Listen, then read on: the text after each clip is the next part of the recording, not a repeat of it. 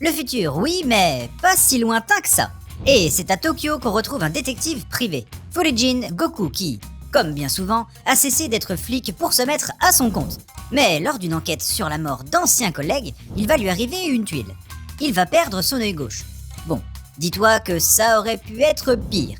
D'autant plus qu'on va lui greffer une espèce d'œil bionique hyper avancé technologiquement, qui sera capable de pirater n'importe quel système informatique. Ah, et devine quoi?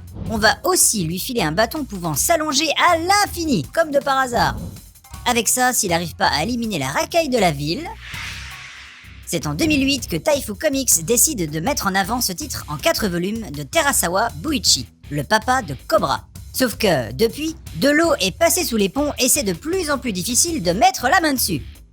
Heureusement, Isan Manga, l'éditeur féru de pépites culturelles du passé, décide, en 2021, de ressortir ce Midnight Eye Goku, paru dans les années 80 au Japon. Des 4 volumes originaux, on passe à 3 gros et beaux tomes de 300 pages et des boîtes. Mais attends, c'est pas tout.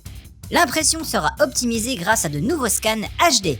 T'auras pas mal de pages couleurs provenant des différentes éditions Jap, des illustrations exclusives et une interview de maître Terasawa Buichi himself. Bon, elle sera dans le volume 3, mais c'est tout de même pas la classe. Alors, peut-être que, comme moi, t'as découvert cette variante de Sayuki, le roi singe, en OAV à la bonne époque de manga vidéo.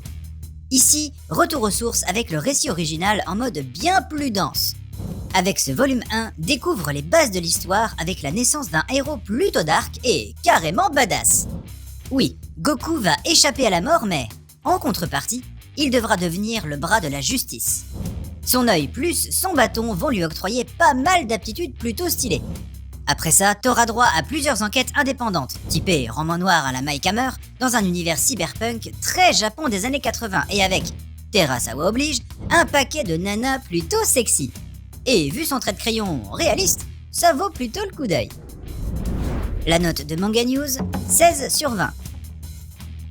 Et si ce Midnight Eye Goku t'a fait de l'œil, il en sera de même avec Cobra, Black Knight Bat, Takeru. Un œil bionique, un bâton qui s'allonge, que demande le peuple? Moi ça me convient bien en tout cas, reste plus qu'à savoir bien les utiliser. Allez, abonne-toi, like, commente, partage, je compte sur toi et surtout, continue de suivre la voie du manga.